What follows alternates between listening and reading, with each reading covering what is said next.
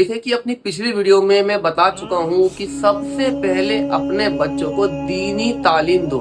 हर माँ बाप आजकल ये सोचता है कि मेरा बच्चा हाफिज कुरान बन जाए, मैं अपने बच्चे को हाफिज कुरान बना दूं। तो मेरे भाइयों, हाफिज कुरान बनाने से पहले जरूरी उसको दीनदार बनाना है, वरना ऐसे बहुत सारे अल्लाह हमारी हिफाजत हमारे मोहल्लों में ऐसे हाफिज कुरान है जो अदब और तमीज से महरूम है, जो हाफिज कुरान तो बन गए पर उनके अंदर अदब और तमीज नहीं है।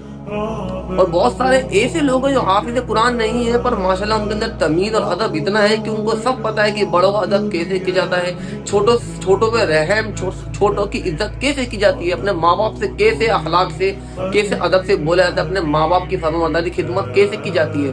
मेरे भाइयों, बहुत सारे हमारे मोहल्लों में हमारे इलाकों में हाफिज कुरान बेचारे ऐसे हैं जो भटके हुए हैं, जिनकी सोहबत जिनके दोस्त यार गलत हैं, बीच चौराहों पे खड़े होके, मोहल्लों पे गलियों में खड़े होके वो मजाक करते, इतना मजाक करते हैं कि मतलब सामने वाले को बुरा लग जाए, किसी का मजाक उड़ाने लगते हैं, पीठ पीछे किसी की बुराई करने लगते हैं। तो मेरे भाइयों, ये हाफिज कुरान का काम नहीं है, क्योंकि वो बेचारा हाफिज कुरान सही से हाफिज कुरान बना ही नहीं, उसने दीनी तालीम सीखी ही नहीं, उसके दिल में अखलाक, उसके अंदर अखलाक मोहब्बत ये सलीका आया ही नहीं। क्यों? क्योंकि उसने सिर्फ कुरान को जबान से ही पढ़ा है।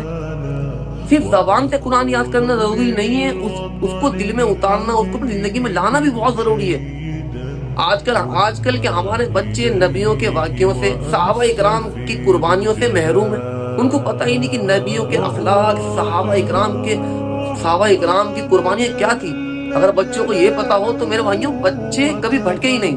और बहुत से लोग माशाल्लाह ऐसे हैं जो हाफिज कुरान भी नहीं है पर उनके अंदर अदब और तमीज कूट कूट के भरी हुई है, क्योंकि उन्हें सहाबा इकराम की कुर्बानियां, सहाबा इकराम के अखलाक, सहाबा इकराम के वाक़ये, नबियों के अखलाक, नबियों के वाक़ये मालूम है, मस्जिदों से जुड़े हुए लोग। तो मेरे भाइयों, सबसे पहले अपने बच्चों को सिर्फ हाफिज कुरान बनाना मकसद नहीं है, सबसे पहले उसको दीनदार बनाओ, उसके अंदर बड़े का छोटे का अदब आए, छोटों पे कैसे रहम करना है, छोटों से कैसे तमीज से पेश आना है, बड़ों को कैसे अदब करना है, ये बच्चों के अंदर आना बहुत जरूरी है। तो अपने बच्चों को सबसे पहले दीनदार बनाने की कोशिश करें।